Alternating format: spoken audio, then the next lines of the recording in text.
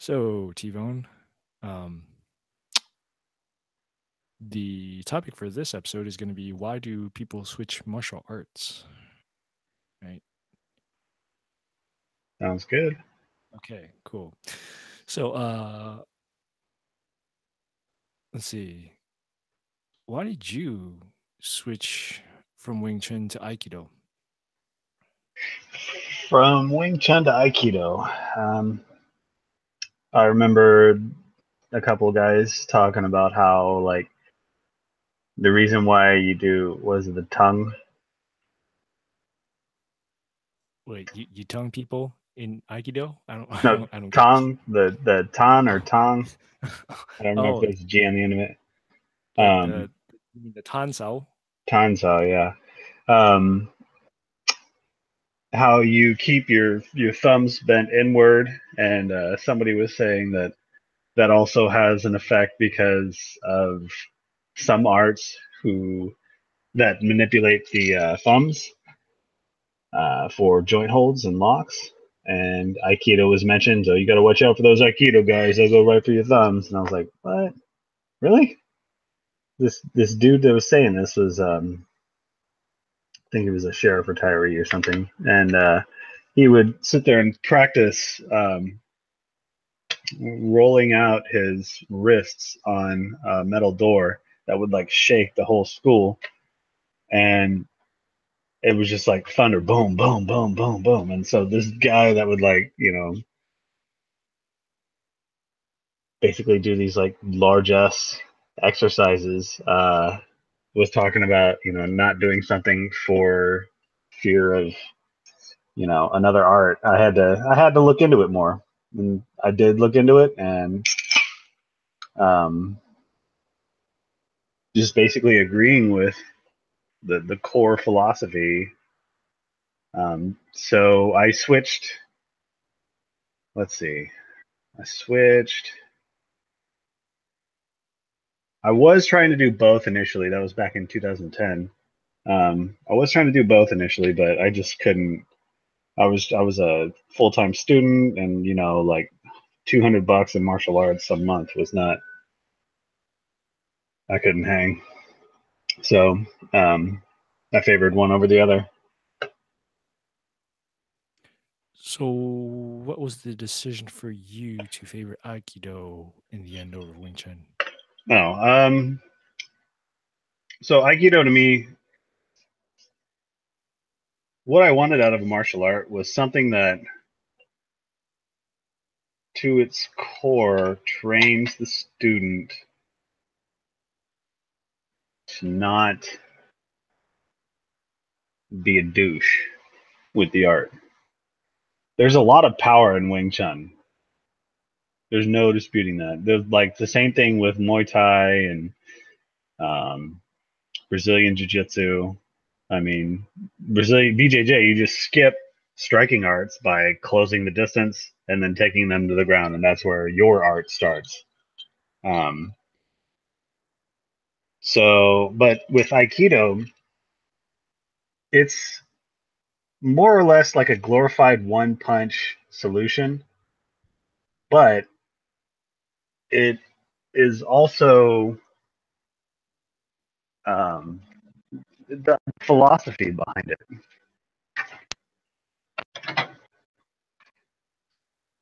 The philosophy behind it was something that I I just couldn't get my mind off of.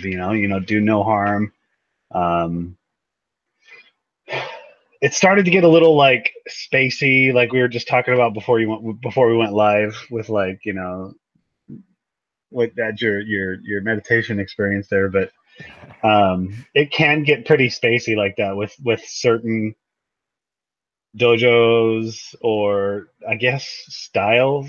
Like it's weird when you talk about styles in Aikido because one dude made it and he was alive, during the previous century. So it's not that old of an art. It was not formally recognized, not even like 70 years ago. Right. No, it's funny because I mean, even Wing Chun has like several different origin stories, and even now people are doing even newer research and completely throwing back a lot of the supposed stories about how Wing Chun was started by a girl, yada yada yada. The burning of the Southern Shaolin Temple, which Right. three different places in Fujian province claim to be the location of the Southern Shaolin Temple. It's like, Yeah. but no, I mean, like, even um, I mean, with Aikido, yeah, like you said, it's about what, 70 years old. And I mean, like, even with say, I think the Dudes of Kung Fu podcast, they were talking about it one time. They were talking about how even different eras of Bruce Lee's students would say how they are the best, right? Like, so, when Bruce Lee was in Seattle, he created the non-classical Wing Chun, and Danny Grover, I believe is his name. He's the first student, the main student that Bruce Lee had under that system. And then of course there was the Oakland school that Bruce Lee had. Then there's the LA school. And every different school would say like, oh no, they had the true essence of what Bruce Lee was trying to teach him. Because then, like, the non-classical Wing Chun guys in Seattle would be like, well, there were a lot of things that like Bruce Lee didn't really teach those other guys. Like, he kind of kept it a secret for himself, sort of Mhm. thing. And I mean, like, even and now Bruce Lee's passed away. You can't really ask him like, hey, so what's how has your progression as a martial artist change over the years, and how would you now teach it today, right? Like, even with our style of Tai Chi that we do, um like uh so our master was the very first student of like the person that created the style, and so he has his views. And then there is a group in Hong Kong where the master was originally from like the Middle Eastern coast of China. I'm not going to say which region. And then he went down to Hong Kong, and then the students in Hong Kong that he had, they had said that like, oh well, we were taught the newer advanced things that he didn't really teach the other student. But it's like, well, I mean, our master's like the very first student, and he was with him from day one all the way until like, a couple years before he went to Hong Kong. And even then, after Hong Kong, whatever advancements he made, he would call our master up and be like, "Hey, you got to come over here. I got this thing down." And they would go, they train for a bit, and it was like maybe a couple days, and bam, that was it. Because my master had been with him for like decades, since he was like 17 up Whoa. until he was like 30 something. Okay. Yeah. So he knew the guy in and out. And like, I mean, to this day, my master's like, yeah, I still have dreams about him every night. Wow. Yeah. That's how big of an influence this guy was on his life. Like, every night, man, like the dream is usually something involving like, them sparring each other at some point. That's what he says. Yeah. Wow. Yeah. That's so. Do you think? What's your take on like? Well, no, never mind. That'd be off topic. Yeah, I think we've already gotten off topic, but anyways, so no, so the different styles. So the thing with Aikido, right? Like, if the grappling initially, and then of course there's also the price consideration. If the grappling, wait, is Aikido known for grappling? I didn't think it would. It was known for grappling, because you're I saying like mean, they take joints like your thumb and like yeah, kind of twist it on you, right? right.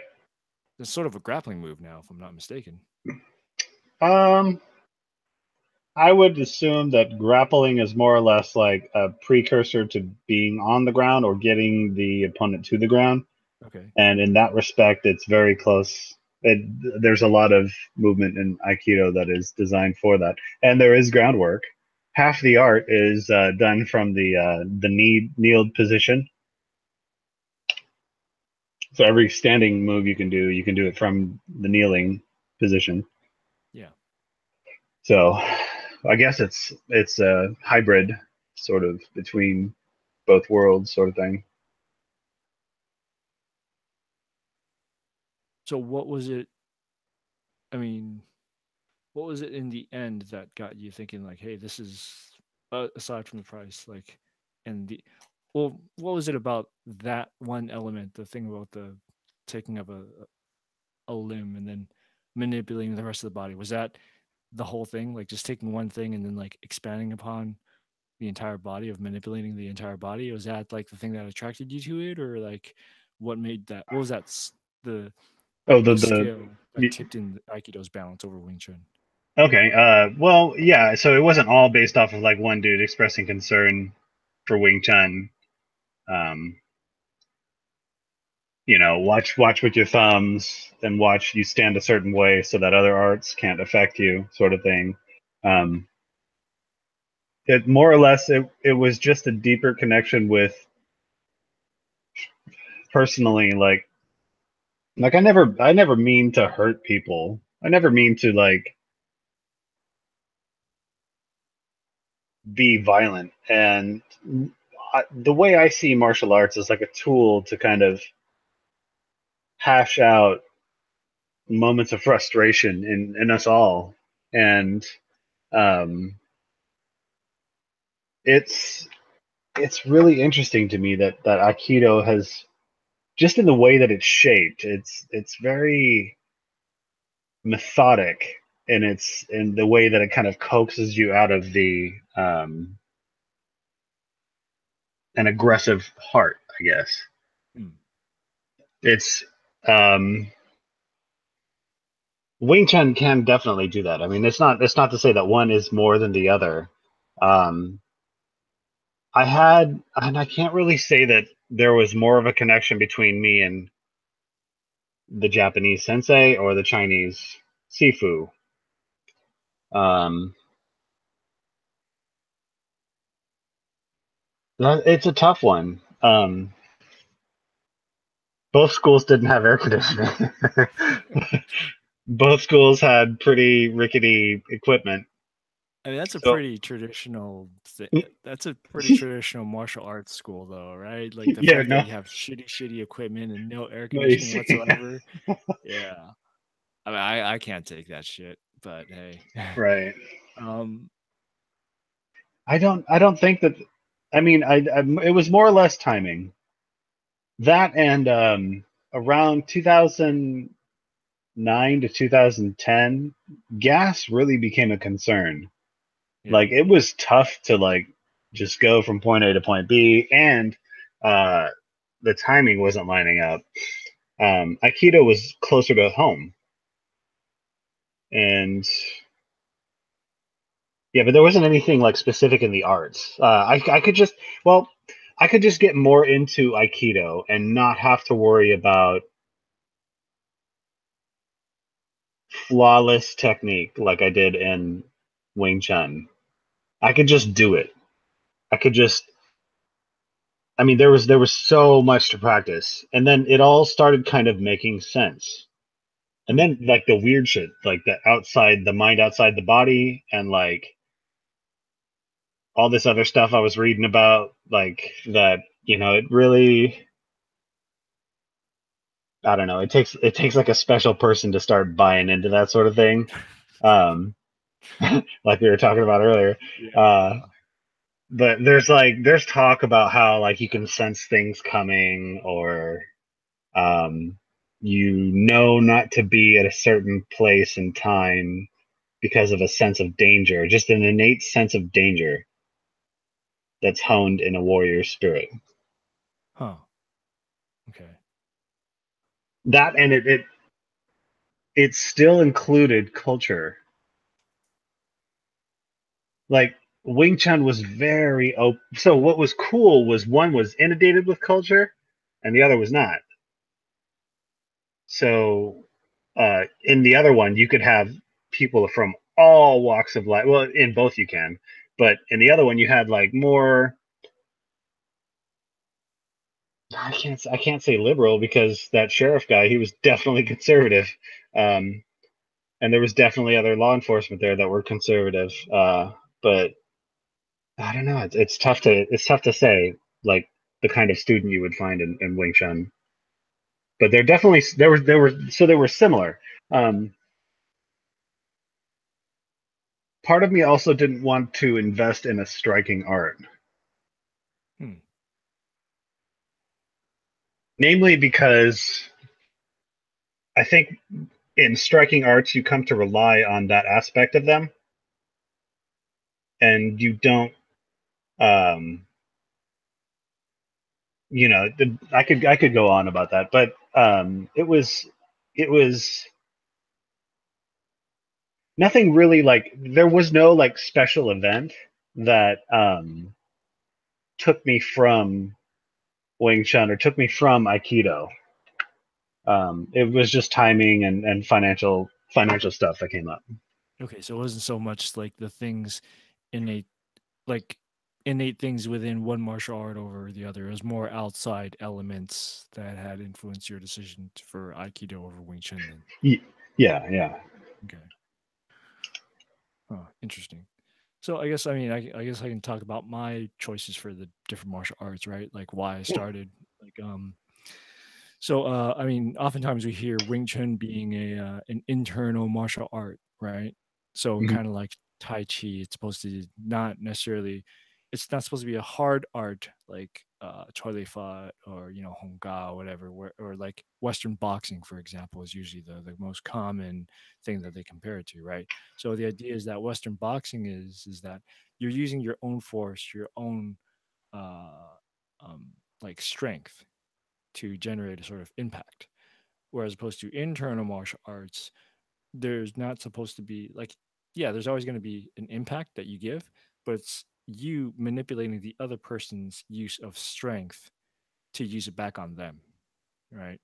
And so that's one thing it sounds weird, but and I think that's part of the mysticism that me as a child, right? It kind of drew me to that. The Mhm. idea of being able to use someone else's force back at them. Okay. And and so like so then Tai Chi was interesting. But then I really, like with Wing Chun, right? The thing that drew me to that is that it's like that's a homegrown martial art for us. And that's one of the it's one of the pretty much the only homegrown Cantonese martial art that I know of that is an internal art. Everything else, whether it's Choi Li Fat Hong Ga, Mokakun, uh, What was that other one? Mokka, the Mok family style. So Mok No. family is known for. It's interesting in that it is. So in northern Chinese martial arts, they're known for the kicks. In southern martial arts, they're usually known for using their fists and boxing. So, but Mokka-kun, even though they call it a kun, like a fist, um, it actually uses a lot more kicks, and it's actually rare for a southern Chinese martial art to actually do that. Really? Yeah, Okay. Yeah, I mean, yeah, yeah, that's and then you're right. That's not really yeah, something you see. They're more or less like pinning or holds.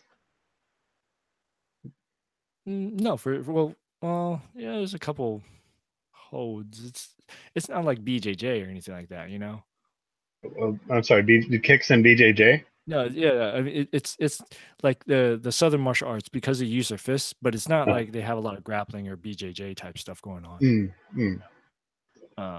But yeah, no, so like yeah, so with Wing Chun, and the only reason why I figured out anything about Wing Chun, obviously, is because of Bruce Lee, right? Wing Chun always has this issue with Bruce Lee. It's like on the one hand, because of Bruce Lee, he helped make Wing Chun uh, like very famous.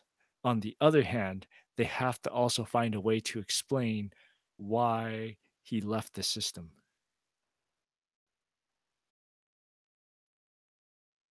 But yeah, anyways, that's beside the Why point. Bruce Lee left the system? Yeah. Did he really though? Um, you know, if you ask the J- No. oh crap, the aliens are getting to us. Yeah, yeah. You can see that. Yeah. So I'm gonna try to say this. Okay. So if you ask the JKD people, Uh huh. yes, he did leave the system. He Uh, improved upon it. But then, of course, it's like back to the dudes of Kung Fu. Oh, You're good. uh, Well, you were good. oh, I was good, yeah. Um, let me try this. So Sean Madigan had mentioned that every JKD person thinks that every other martial arts should be improved upon. Huh. So, but yeah, that's just a side comment. Anyways, so the thing is I think I view Wing Chun as more of a cultural sort of thing, right? But at the same time, um, so like I wanted to learn Wing Chun because there's something with the message that every Wing Chun person talks about. Even Bruce Lee, whenever he talks about anything, everything is always something that is direct, things that are scientific. And whenever you listen to Wing Chun people, they're always talking about different aspects of like biomechanics and what is the best way, the most direct way to get at a person, right? And Hmm. there is something to be said about that. So that's what I really love about Wing Chun is that it is very direct. The thing, however, is that a lot of people, the way they teach Wing Chun, it goes against um, it goes against what is an internal martial art. Like every time, because when I started learning, so I started Tai Chi first because I couldn't find any affordable Wing Chun schools. So Hmm. I went around and looked around for Tai Chi places before I went to look for a Wing Chun instructor. And so then when I when I did both, like when I did Wing Chun practice, my instructor would be like, "Oh no, don't do it that way. Like you have this very Tai Chi feel to it. Like Wing Chun is supposed to be very very direct." And it's like he's like, "Yeah, you gotta hit with force." And I'm like, "But that goes against the idea of Wing Chun being an internal art. You're not supposed to hit with force. You're supposed to hit, and it's supposed to have impact, but it's not supposed to be using your own strength." Hmm. Like there is a force behind it, but not your own strength that you're generating. It like you're using I don't know how to explain it really. But like it's like because if you're using strength, most people are just using the strength on their arms. But the idea is you're using the energy from the ground up. Like they say the maxim in Wing Chun is like chung Tei Hei. This the strength comes from the ground. So it's not so much like you're using like the strength of your arms, it comes from the ground and then you're redirecting it towards the other person. Hmm. Now, how Okay. one does that, that's another issue, right? Right. But I mean, yeah, but and I mean, there's a whole lot of other issues of to that. But yeah, so then there was Tai Chi, and then there's Wing Chun. Um, and then I went around exploring some other things because like our style of Tai Chi incorporates elements of Xing Yin Ba Gua. And at the Oh. time, yeah, at the time, my instructor wasn't really willing to teach us any of the other stuff, but I felt that there was something missing. Like, I mean, because like if these are two other elements that are essential to this specific system of Tai Chi, then I mean, why is it that we aren't learning any of this at all? So I went around to other schools to try to find out like are there any schools that are good enough to teach this sort of stuff, right? Um, Eventually, I couldn't find any other schools. Huh. Yeah, but and like I did find one school, but then they actually kept making fun of our style of Tai Chi. They're like, "Oh ho ho, you guys and your Tai Chi. We've heard of you guys. You guys suck." It's like, okay, Whoa. that's how it is, huh? Okay. All right, I'm gonna come back someday and fucking whoop all your guys' asses. This is how Oh beef wow. gets started. This is how beef Yeah. gets started in the martial arts world. So, I mean, in my search throughout this stuff, I kind of gave that up. But then I tried out other things. I mean, I also tried out Japanese archery, and those guys were assholes. Right. Right. Tried out kendo, and kendo was fun. The instructor was really good. But then, like I told you, I think when it came to moving the hips. One of the assistant instructors, he was like, "No, man, you're moving your hips. You're moving like a tank forward. Like you need to have a little bit bounce." And I'm like, I don't think I can do that. Because every other martial arts I've been to, right? He basically said, your hips are like they're moving on tracks. And he said, you have to have a little bounce. And I'm like, but every martial art I've taken has said that my hips have to be on tracks. Right? Yeah. Like when you like even in Wing Chun, when you do it, you do the Big Ma, you're taking the shuffle step, Hmm. it is like your hips are on tracks. It's like, I'm not gonna like, I mean, like, I'm pretty sure when you go to an advanced level, like, you don't necessarily need that, but I'm not at that advanced level yet. So I'm like, I don't think I can keep doing this, man. Right. So that's when I gave up on kendo. Huh. Yeah. I didn't really want to. It was actually a really hard decision for me, but I had to. Yeah. Yeah. I wasn't free to. It's kind of can be expensive, all the gear and stuff too. Oh god, yeah, man. Just the gi. It was like the gi and the hakama. That shit was like 60 for the top, another 80 for the hakama. Wow.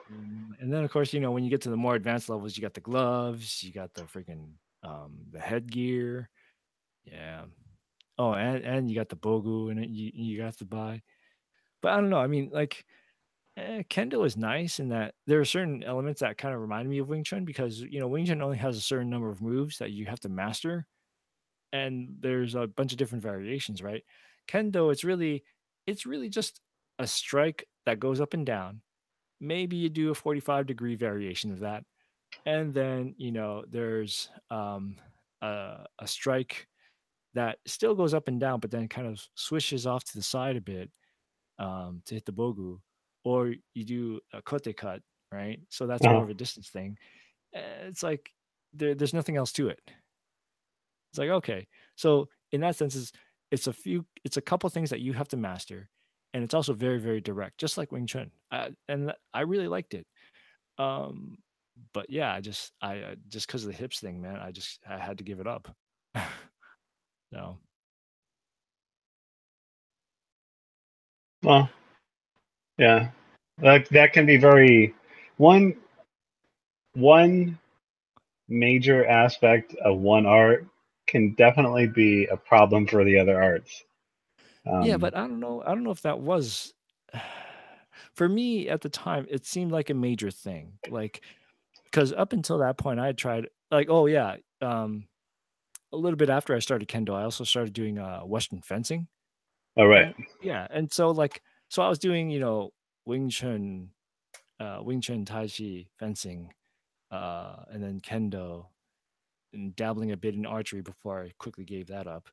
And I mean like it was like up until that point I can keep everything kind of compartmentalized. Uh-huh. But then when he mentioned like no, no, no, your hips have to be this way, it's like, oh fuck, I can't do it. Now even though in Western fencing, like you're not exactly sh- well, the footwork is different, but when you're shuffling forward, there's like the only thing that changes is when you lunge. But other than that, when you're advancing forward, they don't dictate like, oh, you have to have a little bit of bounce or whatever. I mean, you're naturally going to have that bounce when you're moving, but that I don't know, it just seems very different. Yeah.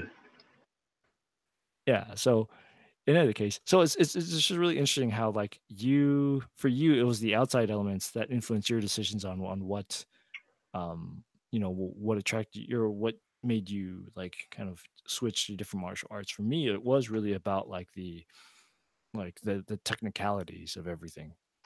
And I think also like yeah, there's certain things about the underlying philosophy that like I really did like the idea of Wing Chun being an internal art, and yet when I was learning it, it kind of like the instructor that I was learning it from, like he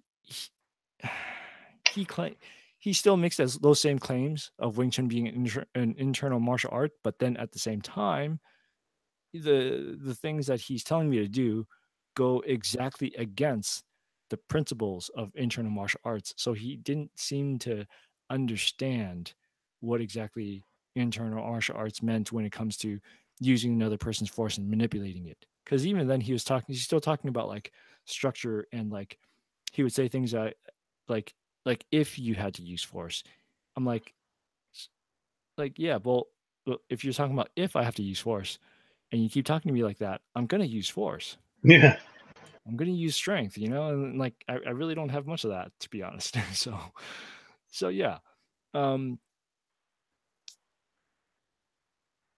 so I think so when it comes to Wing Chun, the reason why I stopped is not even because of that, honestly. I could have probably kept going and I probably could have found a way to kind of merge the actual internal elements into Wing Chun.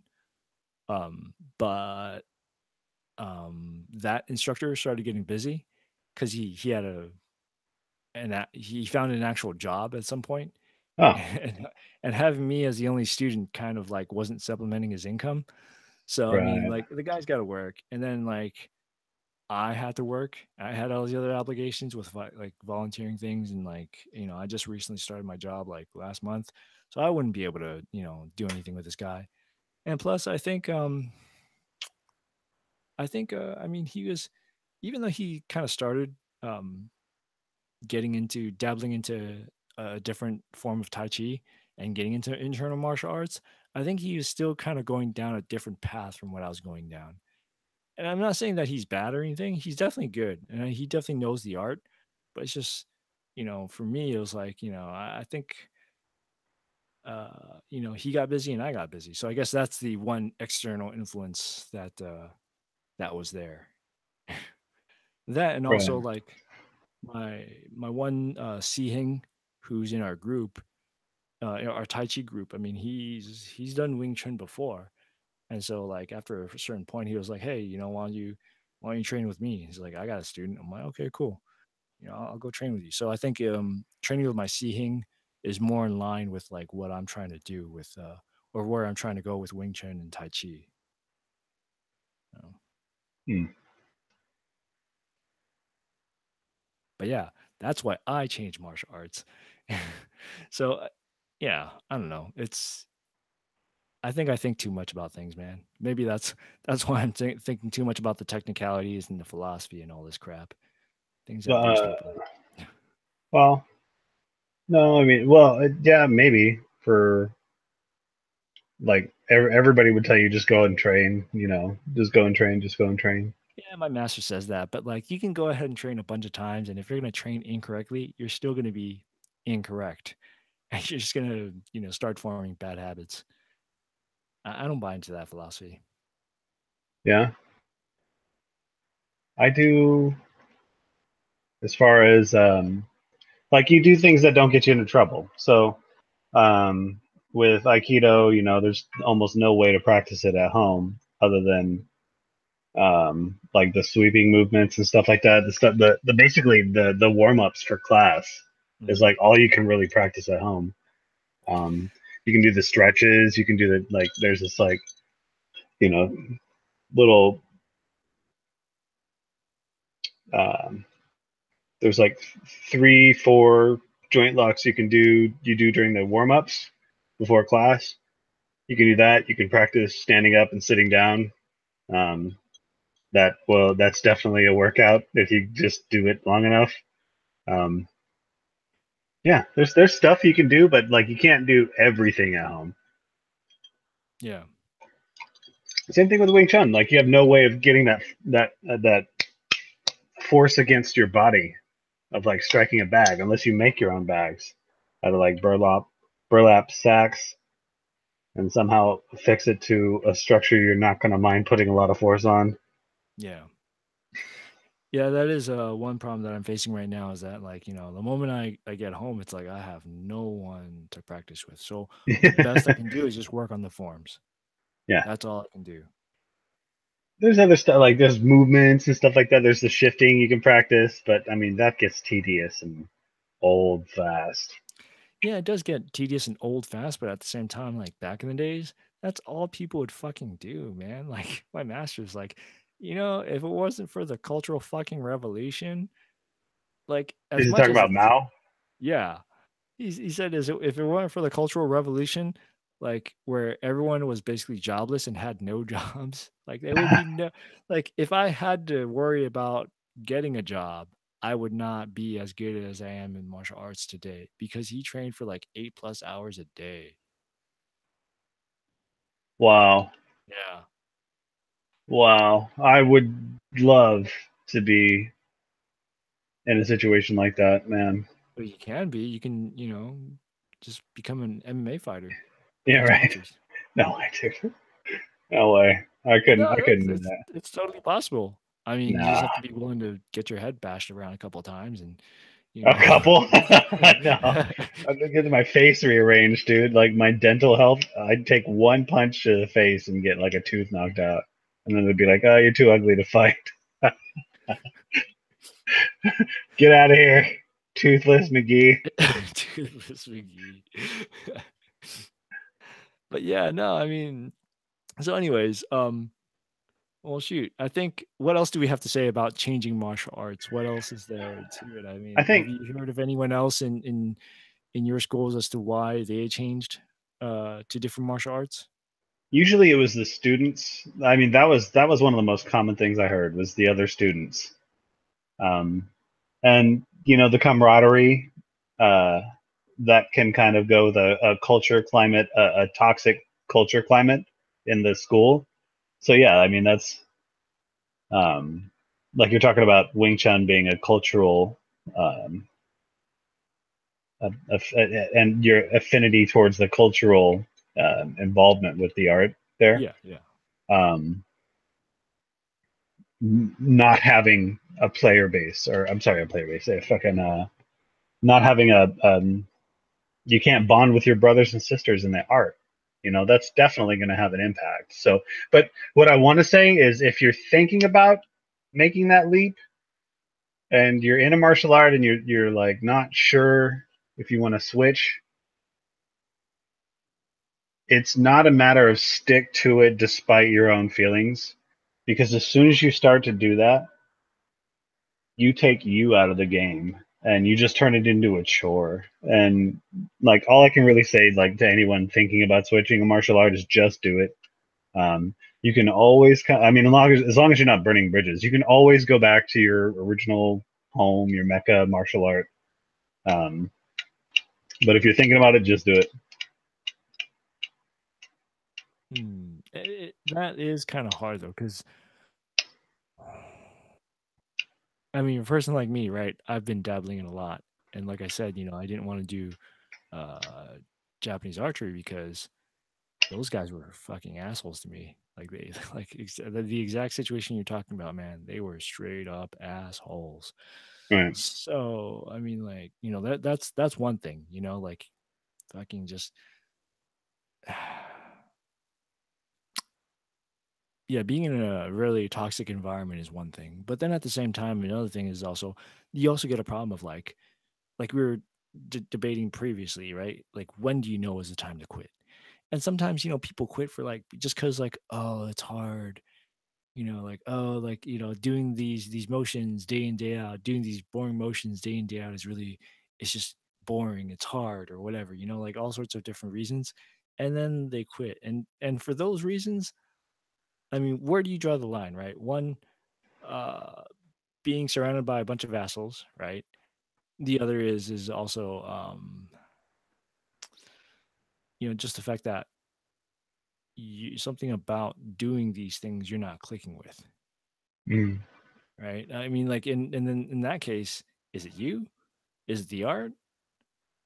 Yeah, and I think a lot of people are going to be having these sorts of questions running in their head. Is it you or is it the art? Well, I mean, on one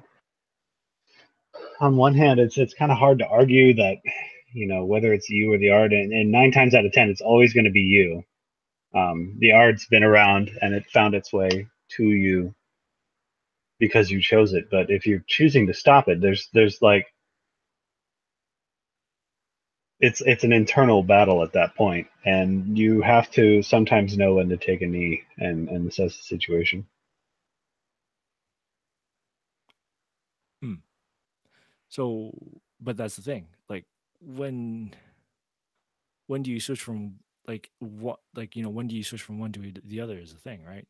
Like when do you take that knee? When? Oh, What's the formula? yeah. So that'd be like the thesis of the whole damn podcast that we were doing, huh? You know,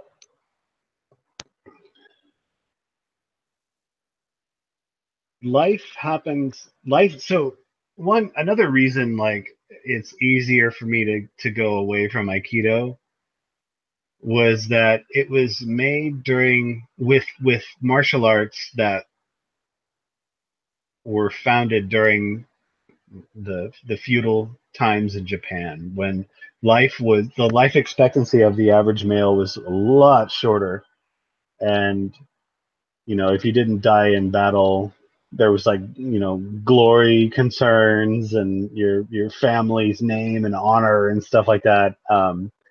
Duels were still happening when the guy was growing up. Um, so this isn't our lifestyle now at all, and so for yourself as the martial artist and the art that you're studying, you have to really you have to really look inward. And meditation is, if you're having those concerns, start meditating on the art. Start meditating on your purpose in the art. I am absolutely an advocate for meditation. I don't do it enough, as much as I should, but um, I've done a lot back in my early days, um, around 2004 to 2006. Um, and even following that, so I would say I had a good 4 year period where I was meditating kind of regularly, like at least once a week, um, sometimes daily. It would be phases, but meditation was something that really opened my eye to the internal stuff they talk about, that golden chain that when you breathe down into your hara, it is in Japanese, but the center point, Yep. and breathing from the belly button versus the chest. These kind of aspects that really does help out. If you're a beginning martial artist and you're like, you're struggling in class and you find yourself panting a lot, like that breathing from the belly button thing works. It also is good for stress management. People see you breathing in your chest, they're going to see obviously you're fucking frustrated. Anyways, so for someone considering it, what is the opportune time? That's after you take a real good look at yourself and what ties you still to your choice in that martial art. Do you have good? If you have a good teacher, don't leave a good teacher. I would say that. Um, Ride that out until that you can no longer personally abide by the um, the situation you have to put yourself through to go to that martial art. Like if you're putting yourself through financial hardship, or it fucking costs a lot to get over to that school, it's like 20 miles away or something, then but still a good teacher, one that you can identify with, that in life, at any in college, especially in the sciences and math, um, anytime you get a good teacher, stick with them for as long as that period will go. Don't cut it short. But other than that, you really have to look at yourself. Like, what's your draw to this? What keeps you going? Yeah, that's a really good question. So, huh. Like, what keeps you going to Wing Chun? Is it the good teacher? Oh no, I mean, well, now it's my seeing teaching it. So I mean, yeah, I think Ah, he's yeah. he's okay. So he's good. His theory Uh, is good. He uh, knows his shit. Do I have my complaints? Yes, I'm not going to air them out on this podcast. uh, but I mean, I think overall, I think he's willing to teach, and he's got a lot of knowledge and information that I need to learn from, and I am learning a lot. I'm learning a Hmm. lot. Even today, man, he left me with some pretty good gold nuggets, both in Tai Chi and Wing Chun. Wow. Um, and then I mean, my master for Tai Chi, I mean, he's wonderful, man. I mean, he do I also have my complaints about him? I have complaints about the way he constantly changes things on me. But even with that, I suspect he has a purpose behind it. Like, if we get comfortable with a specific move, he's just going to like we're just going to go like keep at it and try to stay at that level. And I think he wants us to surpass any level that we attain. And so even if I'm going at the second form of Xingyi, because I guess that's one thing I left out is um throughout this like right before I quit Kendo, I started Xingyi because my teacher noticed that none of the people in the Tai Chi group, he also noticed that people in the Tai Chi group were kind of missing something. And it was that momentum generation. And so he thought, like, okay, well, some of you younger folks, and really there's only like two or three people that are like under the age of 50. So it was like pretty much, you know, just us two or three guys. He was like, okay, you guys, do you guys want to do some Xingyi? Now, if you do this, you're gonna have to promise me 2 hours a day. Fuck. Okay, fine. I'll give it a shot. Now I haven't. I'll admit I haven't been able to give 2 hours, but I've been able to give something. Okay. Um, and I mean So yeah, he's a good teacher, but it's frustrating when like, oh man, like let's say okay, so in Xingyi there's five basic fists, and then there's like 10 different animal forms, I think. So then with the five basic fists, I'm barely on the second fist. And but then even then he was still correcting me on things from the first fist. And I'm just like, fuck. Mm. So like at first he's like, okay, when you throw your punches out there, you gotta be like, at first he's like, okay, it has to be like striking like a palm, like a palm. And then I'm like, okay, so I do that. And he's like, no, why are you doing it that way? It should be, with this part of your hand hitting it. And I'm like, okay. So I do that. And then he's like, no, no, no, what are you doing? He's like, you don't just go like this and hit the guy. I'm like, okay, so what do you want me to do? He's like, no, it's a chop. You're supposed to go down, and I'm like, okay. So I started doing that, and I have this like circular movement, right? And then Uh-huh. he's like, no, why are you doing it that way? I'm like, oh, you told me to do it this way. He's like, no. And then he's like, okay, you're supposed to be doing it like this, coming out with the palm, but in a circular motion up and down. I'm like, oh geez, come on, man, really? Like there's always these like things that he tweaks, and he goes back and forth on these things, and I'm just like, fuck. Or like the weight distribution, right? It's like Oh yeah. first, like okay, like most martial arts, even in karate, I'm assuming as well, when you move forward, right, Uh, your hind leg, 70% of the weight is on your hind leg and 30% is in your front leg, right? So then he tells me, he's like, okay, like just like most other, things, 70/30 is the standard distribution. But if you do it 80/20, that's the best. That's better. I'm like, oh, okay, I'll try that. And then he tells the other guy who's doing Shingi with me, he's like, hey man, okay, you gotta do 60/40. And I'm like, what? I'm like, wait, what? 60/40? What the fuck? But yeah, so that's anyways, now I'm airing out his dirty laundry, if you can call it that. But yeah, those are so yes, I have my complaints, but I think there's a reason to why he's doing it. Like mhm. because the moment you get comfortable with doing it a certain way, you're just gonna keep doing it that way, and you're not going to improve upon it.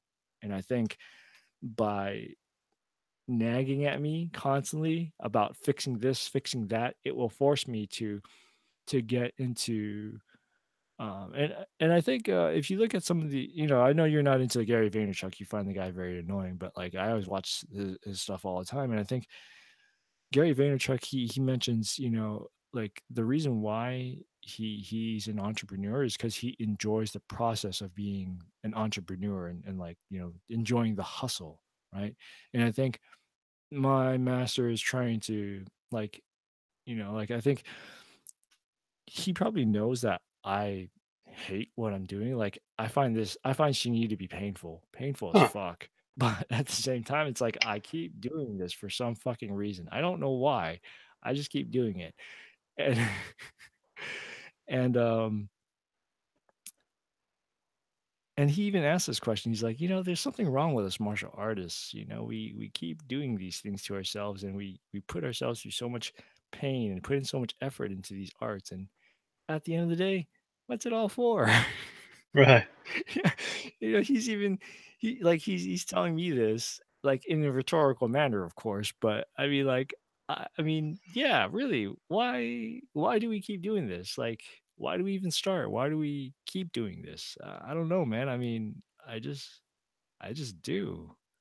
I'm not saying I enjoy this at all. It fucking sucks, and it's just like the with that clip that I showed you with Adam Chan in Hmm. Vancouver, right? He said like um, you find time to practice and you keep working at it because like, you don't necessarily enjoy it, but it's good for you. It's kind of like, yeah, you don't enjoy being woken up by your baby at 3 in the morning, but I mean, are you gonna say like, no, kid, it's time for me to sleep. I'm not gonna take care of your ass, or are you gonna get your ass up and get the bottle of milk that it's crying for, and like go feed your kid at like 3 a.m. when he's crying, or change the diaper or whatever it is.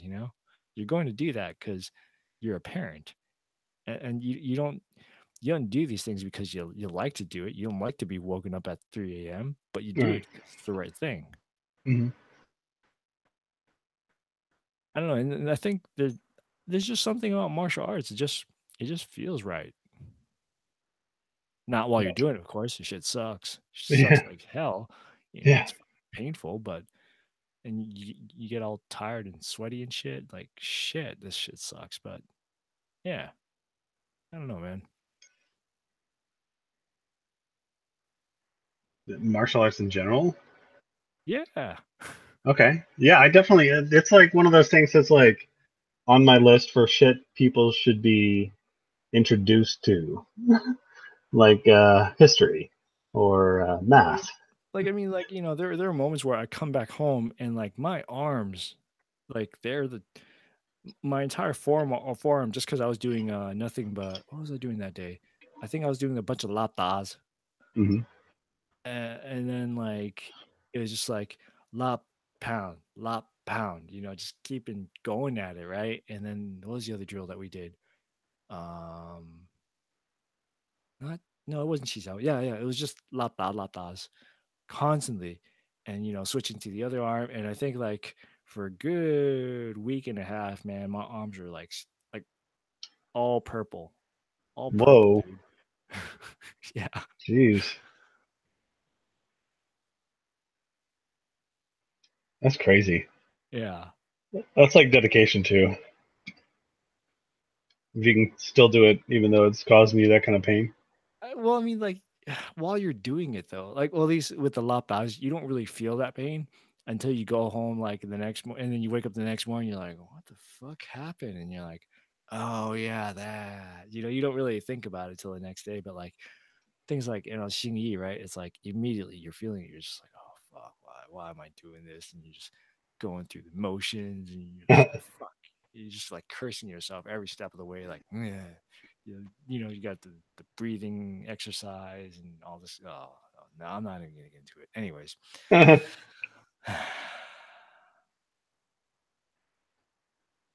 Anyways, yeah. So once again, conversation derailed. Back to well, but yeah, that's a good question of like contrasting it from like why do we switch to like before we get to that point of what keeps us there in the first place. And I think different people go to martial arts for different reasons, right? Sometimes they find a sense of community.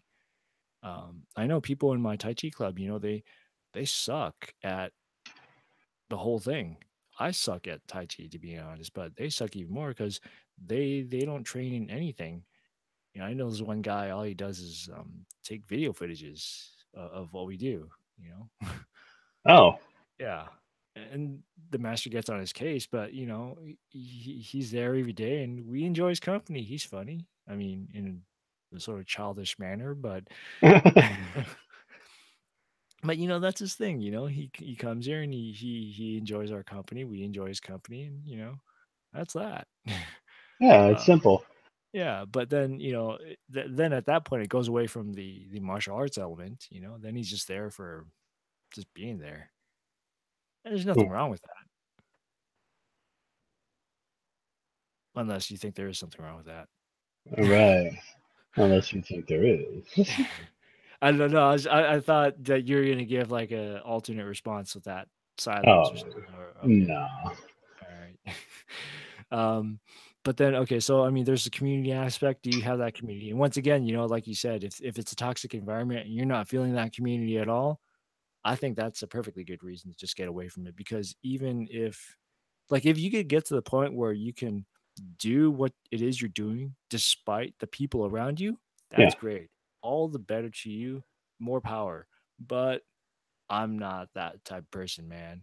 I like if I haven't gotten to a certain state where I can be like, okay, like I am I'm confident and competent in what I do, that I can give the middle finger to all these people, Hmm. then I mean, like, until that point comes, like, I need to be in an environment where, like, I'm being I'm being taught the s- the skills that I need to be competent, and I need a supportive environment to be able to do that in, Yeah.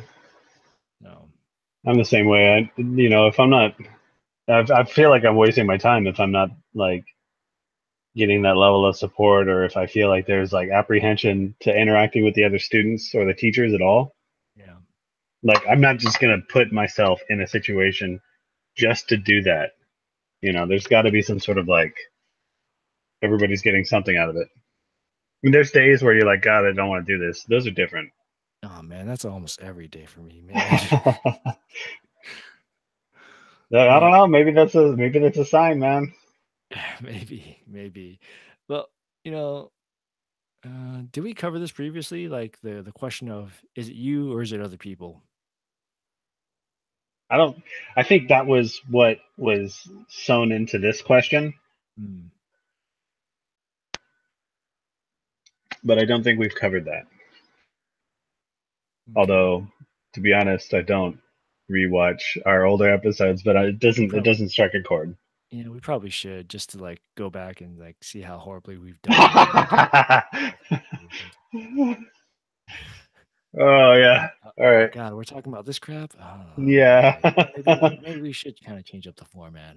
Yep. And there we go off topic again. And there we go Yes. off topic again.